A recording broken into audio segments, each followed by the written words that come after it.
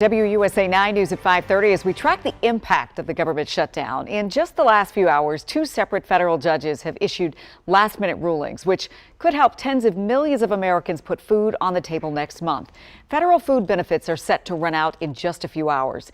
Erica Brown joins us now live from Capitol Hill with the details, and this is running really close here, Erica.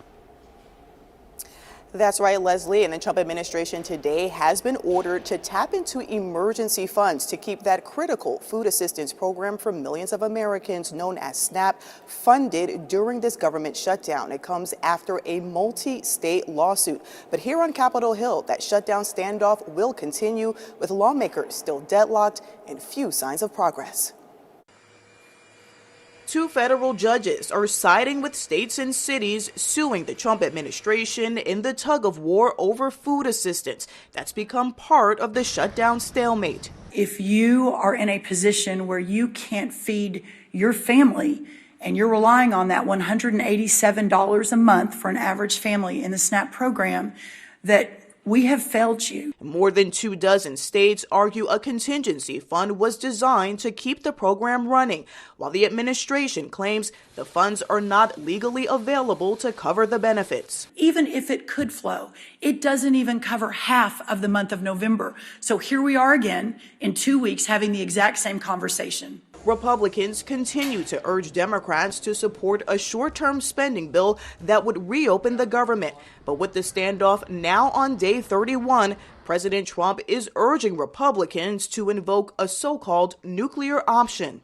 All they have to do is say, let's go, let's open up our country, and everything snaps back into shape. The president is pushing for an end to the Senate filibuster that would allow the Senate to pass legislation with a simple majority. But Senate Majority Leader John Thune has repeatedly rejected the idea. And one of my priorities as leader will be to ensure that the Senate stays the Senate. That means preserving the legislative filibuster. Trump also slammed the Affordable Care Act's rising rates, blaming Democrats. The issue remains at the center of the government funding fight, with Democrats insisting any deal include an extension to those health care subsidies to lower health insurance premiums. And in a ruling today, one federal judge has given the Trump administration until Monday to indicate whether it will provide full or partial SNAP benefits.